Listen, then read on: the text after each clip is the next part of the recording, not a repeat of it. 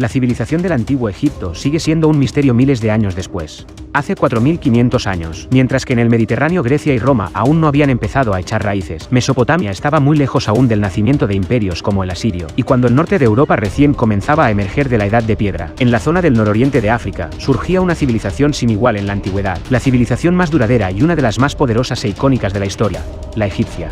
Vamos a explorar todo sobre la civilización egipcia en este y nuestros próximos capítulos de nuestra serie Origen, que explora el principio de nuestro mundo, el de la vida y el surgimiento, apogeo y caída de las primeras grandes civilizaciones. En este tercer capítulo de la serie y el primero sobre Egipto, nos sumergimos en las raíces de esta civilización, en los enigmas del Egipto neolítico, el precursor de la posterior cultura de las pirámides y los faraones. ¿Cuáles fueron los verdaderos orígenes de la civilización egipcia? ¿Dónde surgió esta fabulosa civilización? ¿Cómo lograron avances tan importantes para la época? Te contamos todo sobre este periodo de la apasionante historia de Egipto, en aproximadamente 15 minutos.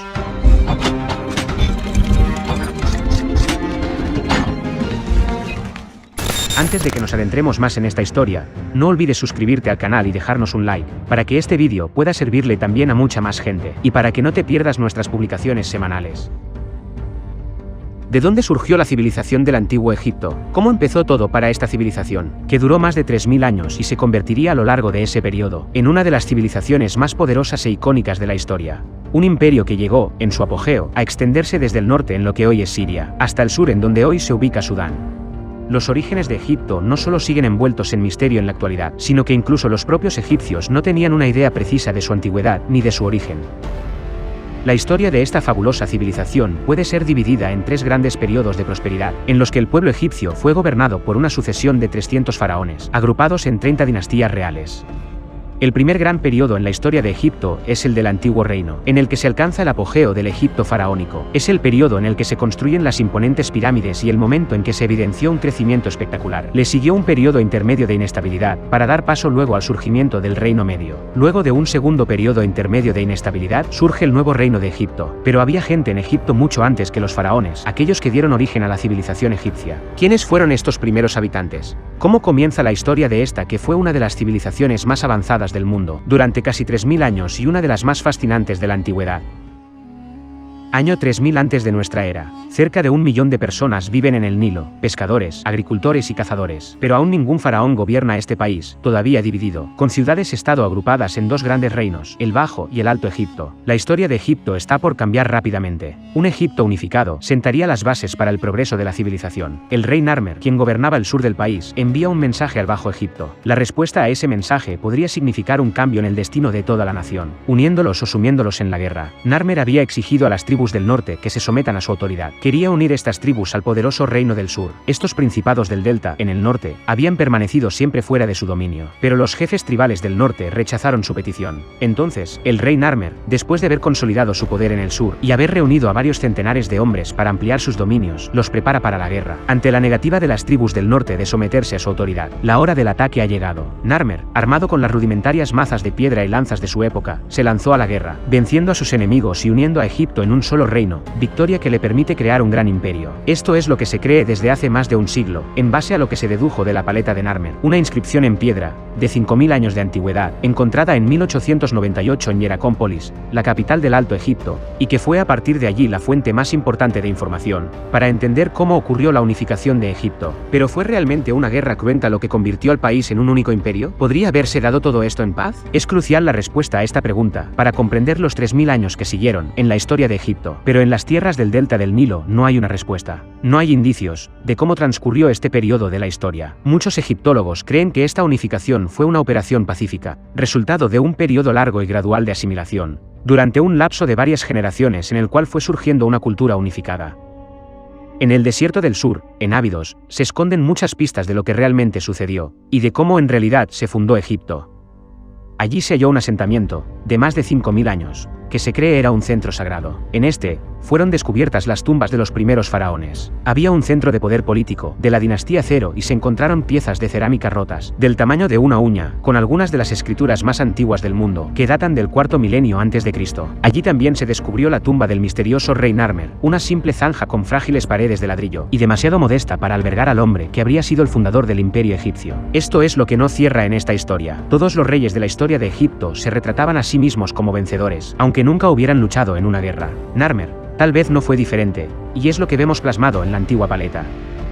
Otras evidencias de la unificación pacífica de Egipto pueden hallarse a 250 kilómetros al sur de Abidos, en Hieracómpolis, la capital del Alto Egipto. Era uno de los mayores asentamientos del mundo en la época, con cerca de 10.000 habitantes, con un enorme templo que dominaba el centro de la ciudad. También en las afueras de la ciudad se encontraba un cementerio para la élite egipcia, con unas 200 tumbas. Hieracómpolis era una ciudad ordenada y sorprendentemente civilizada. Se extendía en un espacio de 5 kilómetros a lo largo del Nilo. En un momento en el que aún la mayoría de los europeos seguían viviendo en asentamientos aislados, los residentes de Hieracómpolis disfrutaban de una próspera sociedad basada en el comercio y la cooperación. Por esto, se cree que la batalla de Narmer nunca tuvo lugar y que los egipcios del norte y del sur del país se unieron pacíficamente. Pero aún, esto no es evidencia contundente de que realmente así haya sucedido. Para seguir explorando los orígenes de Egipto, nos movemos más atrás en el tiempo. En Kurta, a unos 100 kilómetros al sur de Luxor, en lo alto de los acantilados se han encontrado signos reales de vida antigua, 17.000 años más antiguos que las pirámides. Estas primeras personas eran nómadas, pastores móviles estacionales. En ese entonces, esta zona era una pradera, una región verde y fértil. Hace 10.000 años la gravedad inclinó toda la Tierra de su eje alrededor de medio grado, y esto tuvo un efecto profundo en el clima. Egipto nunca volvería a ser el mismo. El cambio climático trajo una disminución de las lluvias, por lo que los animales y las personas se vieron obligados a dirigirse hacia áreas de grandes lagos. Una de esas áreas era Playa Nabta, 100 kilómetros al suroeste de Asuán. Aquí estos cazadores nómadas comenzaron a establecerse en comunidades.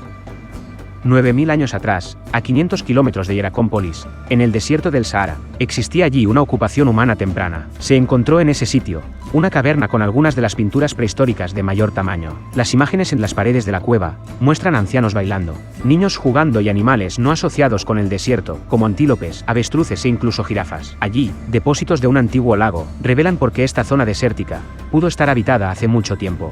El paisaje era muy diferente al actual y allí había una sabana. Gigantescas manadas recorrían las fértiles llanuras de África del Norte. Durante 4.000 años, los cazadores y recolectores humanos tuvieron alimentos de sobra para comer. Los integrantes de esta tribu podrían haber sido los antepasados de los faraones. En Playa Nabta, rodeados por zonas de pastos para alimentar a su ganado, la gente podía protegerse del calor y de las variaciones climáticas del desierto, pero la lluvia era impredecible, y sin ella el lago se secaba. Se descubrió allí un pequeño círculo de piedras, un Stonehenge en miniatura, pero 2.000 años más antiguo, que dataría del año 5000 antes de nuestra era. Este montón de piedras es en realidad uno de los calendarios más antiguos que conocemos, y servía para predecir la llegada de la estación de las lluvias. Hacia el año 5000 antes de nuestra era, el monzón de verano volvió a cambiar de ruta, dirigiéndose ahora hacia el sur. La lluvia finalmente cesó, y los oasis como el de Playa Nabta se secaron para siempre. La gente que ya no podía sobrevivir en un paisaje cada vez más desértico, se vieron obligados a migrar hacia el Nilo, como su única fuente de agua, por lo que el antiguo Egipto tomó forma cuando estas personas se unieron a lo largo de las orillas del río. En los asentamientos del norte,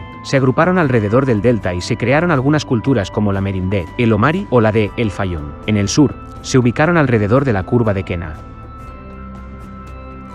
Egipto ha sido bendecido con algunas de las tierras más fértiles del mundo, donde los agricultores podían cultivar de todo, y es el Nilo el que convirtió esta tierra desértica en un paraíso. Este fue el comienzo de las dos tierras de Egipto, el Alto y el Bajo Egipto, que se desarrollaron con dos culturas distintas. Estos grupos formaron las primeras ciudades-estado egipcias, y aquí surgen los primeros reyes, los primeros jeroglíficos, la navegación a vela y las primeras obras de irrigación. La agricultura y la ganadería se convirtió en la base del sustento de estos pueblos.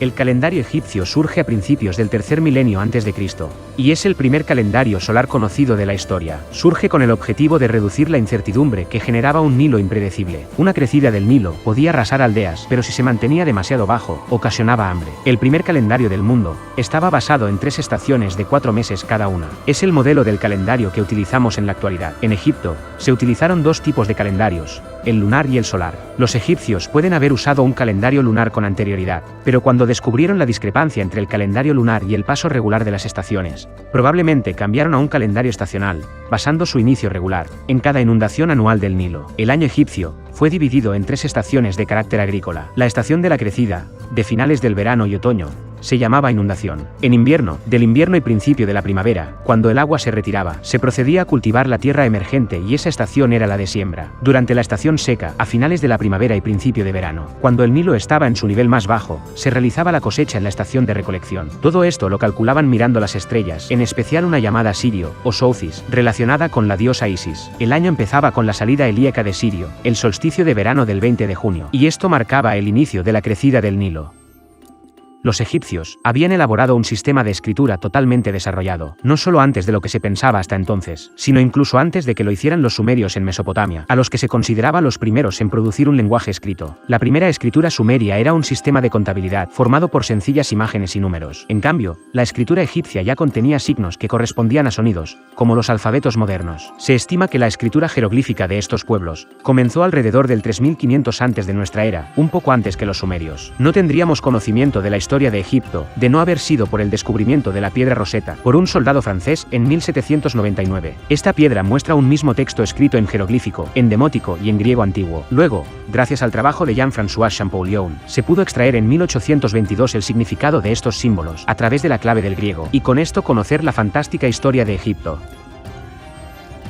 El Nilo no solamente proporcionaba agua esencial para la vida, sino que cada año, alrededor de 1 milímetro del limo fresco se depositaba en las tierras de Egipto, haciendo de su suelo agrícola el más rico en todo el planeta. El limo también se usaba como material de construcción. En sus ciénagas florecía el papiro, que proporcionaba la materia bruta, empleada en la elaboración del primer papel para las crónicas de los escribas. El pueblo egipcio tiene que administrar el gran regalo del Nilo, mediante una red de diques, depósitos y canales de riego. Los egipcios aprenden a gestionar su agricultura de forma sencilla, pero enormemente eficaz. El trigo crece allí más rápido que en ningún otro lugar del mundo. El grano se convirtió en la moneda del país y en el artículo de exportación más importante de Egipto. Los egipcios pronto se dieron cuenta de que la cooperación entre ellos iba a constituir la clave de su éxito. Esta cooperación también llevó a la especialización de la sociedad.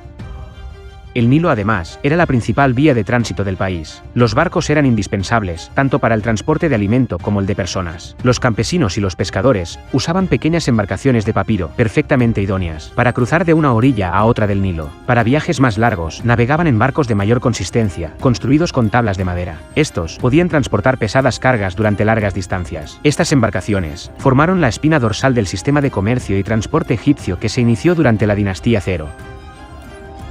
Pero volvamos al punto en el que empezamos, con uno de los enigmas aún no resueltos de Egipto, que ha enfrentado a los investigadores durante décadas, la unificación de Egipto. ¿Cómo fue la unificación? ¿Fue una unificación pacífica o fue producto de una guerra sangrienta? Según testimonian la mayoría de los hallazgos arqueológicos, hace 5000 años, una próspera sociedad agrícola y comercial floreció pacíficamente a lo largo de las orillas del Nilo. Pero nadie lo hubiese dicho al contemplar la paleta de Narmer. La piedra es un monumento a la guerra. ¿Cómo pueden conciliarse ambas versiones? ¿Pueden los investigadores resolver estas contradicciones? Según algunos arqueólogos que estudiaron en profundidad la paleta de Narmer, el peso de las pruebas sugiere que la batalla tuvo realmente lugar. Hay demasiados detalles que hacen referencia a lugares aparentemente concretos, y son muchos estos indicios como para asumir que se trata de una representación meramente simbólica. Otros arqueólogos, trabajando en el sur de Egipto, hallaron más pruebas, plasmadas en roca, en las que se narra la historia de un rey cuyo poder llegó a todos los rincones del reino. Estas pinturas tenían una similitud iconográfica con la paleta de Narmer. Se han encontrado también muchas otras representaciones similares por toda la región. Todo esto hace parecer probable que el rey Narmer unificara Egipto por la fuerza cuando el norte se negaba a someterse al poder del sur. Controlar el norte se había convertido en algo esencial para los gobernantes del sur, ya que a medida que su población y su prosperidad aumentaban, también lo hacía la demanda de artículos de lujo y estos solamente podían llegar del cercano oriente. Las rutas comerciales hacia oriente pasaban por el delta del Nilo y estaban bajo amenaza. Por todo esto, se cree que el principal motivo de la expansión de los gobernantes del sur hacia el norte fue el de asegurar las rutas comerciales. Por todo lo descubierto, la paleta de Narmer representaría hechos históricos reales. El resultado de esta guerra unificaría y transformaría a Egipto para siempre. El rey Narmer había completado lo que iniciaron sus predecesores, la unificación del imperio, y para simbolizar dicha unidad, las dos coronas del Alto y el Bajo Egipto se funden en una sola a partir de ese momento. Durante un periodo de al menos 3000 años, todo faraón la ceñirá. Algo realmente nuevo acaba de comenzar, y el periodo de gobierno de Narmer fue un punto de inflexión en la historia de Egipto. Señala la transición entre el periodo predinástico y el dinástico. El rey Narmer reinó 62 años, durante los cuales expandió las fronteras de Egipto y adquirió una notable fama.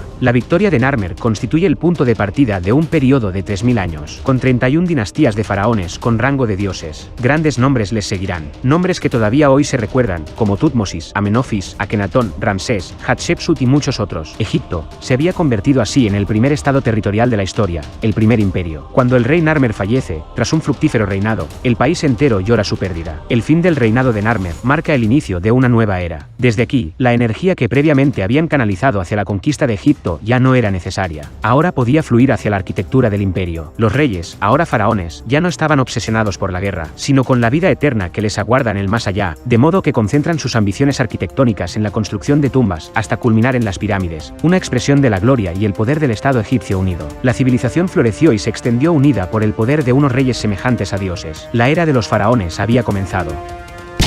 Y llegamos al final de esta primera parte sobre la historia de Egipto. Si llegaste hasta aquí, no olvides suscribirte al canal y dejarnos un like, para que este vídeo pueda servirle también a mucha más gente. Nos vemos en nuestro próximo vídeo para seguir descubriendo la historia de nuestro mundo.